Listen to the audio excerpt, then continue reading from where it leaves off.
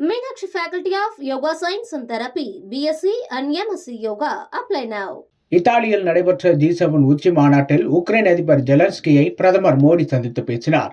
அப்போது போருக்கான தீர்வு பேச்சுவார்த்தை தான் என்று கூறியிருக்கிறார். சோவியத் காலத்தில் அதற்கு போட்டியாக உருவாக்கப்பட்டதுதான் நேட்டோ. ஆனால் சோவியத் உடைந்து 30 ஆண்டுகளுக்கு மேலாகியும் கூட இன்னமும் நேட்டோ விரிவடைந்து கொண்டே இருக்கிறது. இதுதான் ரஷ்யா உக்ரைன் போருக்கான தொடக்கப்புள்ளி.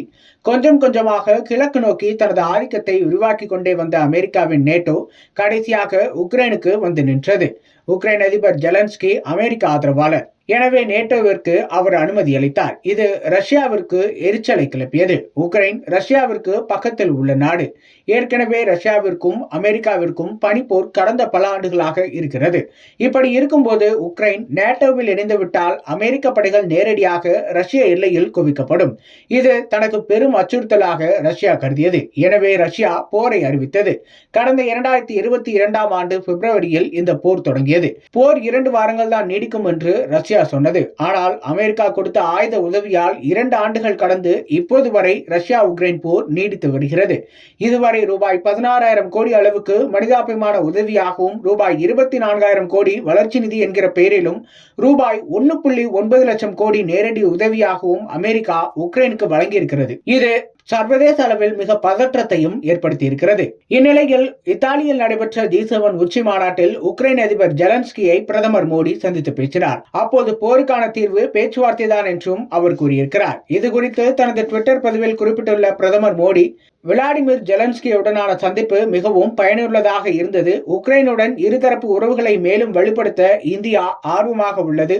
போர் குறித்து இந்தியா மனிதாபிமானத்தை மையமாக கொண்ட அணுகுமுறையை தீர்வு என்று நம்புகிறது. பேச்சுவார்த்தை தான் அமைதிக்கான வழி என்று நம்புவதாகவும் கூறியிருக்கிறார். அதே போல பிரான்ஸ் அதிபர் இமானுவேல் மேக்ரானையும் மோடி சந்தித்து பேசியிருக்கிறார்.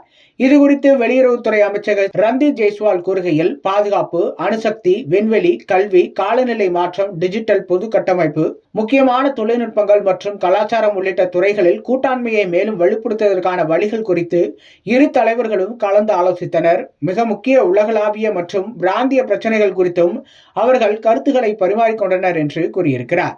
இவர்களை தொடர்ந்து பிரிட்டன் பிரதமர் ரிஷி சுனக்கை சந்தித்து இருதரப்பு உறவுகள் மற்றும் சர்வதேச விவகாரங்கள் குறித்தும் பிரதமர் மோடி கலந்துரையாடியுள்ளார். 3வது முறையாக பிரதமராக தேர்ந்தெடுக்கப்பட்ட பின்னர் மோடி இந்த தலைவர்களை சந்திப்பது இதுவே முதல் முறையாகும்.